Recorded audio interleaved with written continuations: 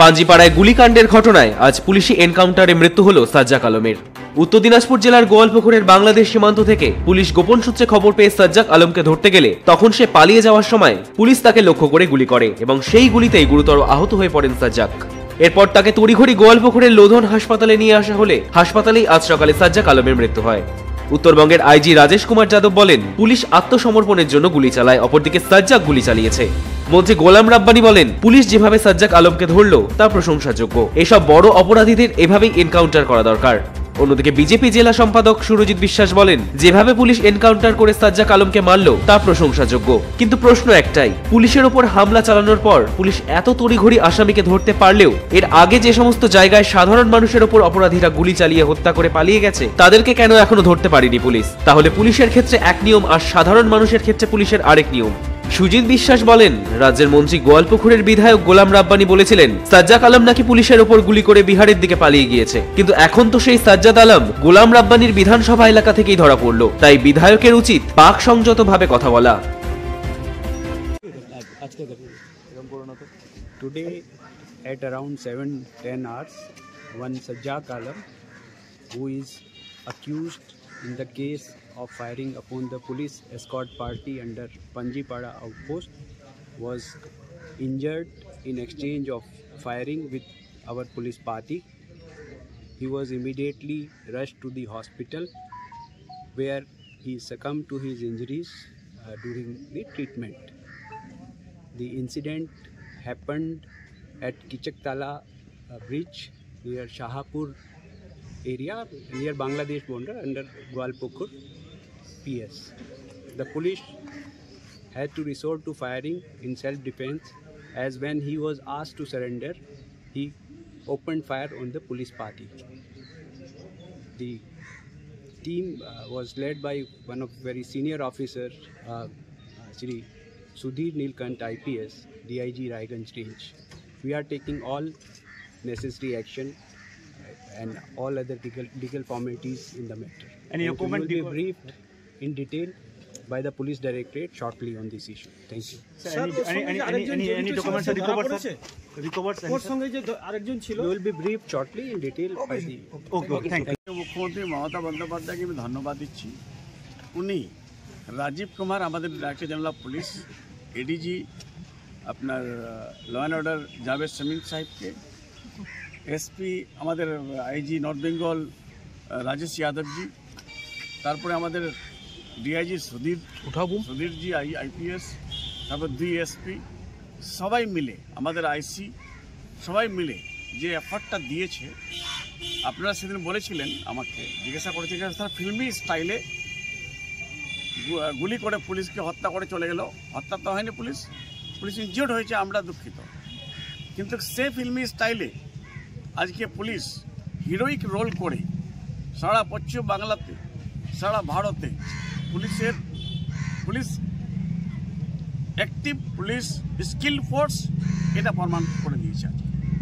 আমি সেদিন বলেছিলাম যে 2 দিন আগে, যে আমরা যে এলাকাতে বসবাস করি সে এলাকার 1 কিলোমিটার দূরে বিহার, 12 কিলোমিটার দূরে বাংলাদেশ, আর কয়েক কিলোমিটার দূরেতে আপনার নেপাল, 3টা বর্ডারের মাঝখানে থাকছে। আর যারা ক্রাইম করে ফট করে বিহারে ঢুকে যায়, বিহার থেকে হয়তো নেপাল চলে যায়, আর না হলে বাংলাদেশ যাবে। আমি যেদিন দেখলাম ইনসিডেন্টটা হলো, আমি স্পটে গেছিলাম, ওই স্পট থেকে আমি দেখলাম কেউ চলে যাবে বিহার, ঠিক বিহারে গেছে, বিহার থেকে বাংলাদেশ যাবে। পুলিশ আমার মোতায়েন ছিল সারা রাত, 3 দিন ঘটনার থেকে যেদিন ঘটনা ঘটেছিল তার থেকে আজ অবধি ওরা ঘুমায়নি। বললাম যে এই যে এসপি, আইজি, ডিআইজি, আইসি সব মিলে ওরা ওকে ফলো আপ করেছে। ফলো আপ করার পর যখন বাংলাদেশ ঢুকবে, উনি বিএসএফের কপারেশন চেয়েছে আমাদের পুলিশ, বিএসএফকে সতর্ক করা হয়েছিল। একটা ব্রিজ আমরা আমাদের মুখ্যমন্ত্রী মমতা বন্দ্যোপাধ্যায়ের অনুপ্রেরণায় একটা ব্রিজ আমরা করতে পেরেছি চিটাটলাতে, সেখানে পুলিশ গিয়ে ধাওয়া দিয়েছে। পুলিশ পর আগে ফায়ারিং করেছে, তারপরে ইনকাউন্টার হয়েছে। সাজ্জাক বলছি এমনও শোনা যায়, হ্যাঁ চালাবে তো, ওরা তো ক্রিমিনালস, কেন চালাবে না? কিন্তু পুলিশ যেটা হিরোইক কাজ করেছে, লুঙ্গি পরে এখানকার মানুষ যেরকম আমরা আছি সব সময় লুঙ্গি পরে আছি বা কুর্তা পায়জামা পরে আসছি, সে ভেসে পুলিশ গেছে, ওখানে পুলিশের ড্রেস ছিল না, সিভিক ড্রেসে গেছিল, গিয়ে ধরেছে ওনাকে। আর এটা বললাম যে এই যে বাংলাদেশি যে আব্দুল হোসেন, তার খোঁজে তল্লাশি চালাচ্ছে, কি মনে হচ্ছে? ওকে ধরবে। আপনারা তো সবসময় বলেন, একটা মিডিয়ার একটা গ্রুপ সবসময় বলে কি স্যার হিরোইক ফিল্মি স্টাইলে চলে গেল। আজকে ফিল্মি স্টাইলে তো মৃত্যু হয়েছে ক্রিমিনাল। আর এটা তো মানতে হবে যে আমাদের মুখ্যমন্ত্রীর এগেনস্টে কত ষড়যন্ত্র চলছে, আমাদের গভর্নমেন্টের এগেনস্টে কত ডিফেম করার জন্য কত ষড়যন্ত্র চলছে। এই ষড়যন্ত্র ভিকটিম সবসময় আমরা হই। দাদা বলছি যে যত কাণ্ড পাঞ্জিপাড়ায়, এর আগে প্রধানকে জাতীয় সড়কের উপর দিনে দুপুরে গুলি করে শুট আউট করা হলো, আর পুলিশের উপরেও এই সম্প্রতি দিনে দুপুরে শুট আউটের ঘটনা ঘটলো। তো এই পাঞ্জিপাড়া এলাকাটা জাতীয় সড়ক মনে হচ্ছে অপরাধীদের স্বর্গ। না, কি বলবেন? জাতীয় সড়ক হয়ে গেছে বিহার আর বেঙ্গলের বর্ডার। বেঙ্গলের বাইদিবে বেঙ্গলে পড়েছে, কিন্তু 1 কিলোমিটার 1/2 কিলোমিটার দূরত্বে আপনার বিহার, সেখানে ক্রাইমটা করে ফট করে বিহারে ঢুকে যায়। আর যখন ক্রিমিনালসরা বিহারে ঢুকে যায়, বিহারে তো আমরা যেতে পারবো না। পারবো কি? বিহারের পারমিশন লাগবে। বলছিলাম দাদা একটা জিনিস, ষড়যন্ত্র আমি আপনাকে একটা কথা বলবো ষড়যন্ত্রের জন্য, কে একটা লোক এখানে এসে ফলস এভিডেন্স তৈরি করে ইন্ডিয়ান ন্যাশনাল হওয়ার চেষ্টা করেছিল গোয়ালপুরের অ্যাড্রেস দিয়ে। আমার গভর্নমেন্ট এপিপি মুক্তার আহমদকে আমি ধন্যবাদ জানাই যে উনি ওই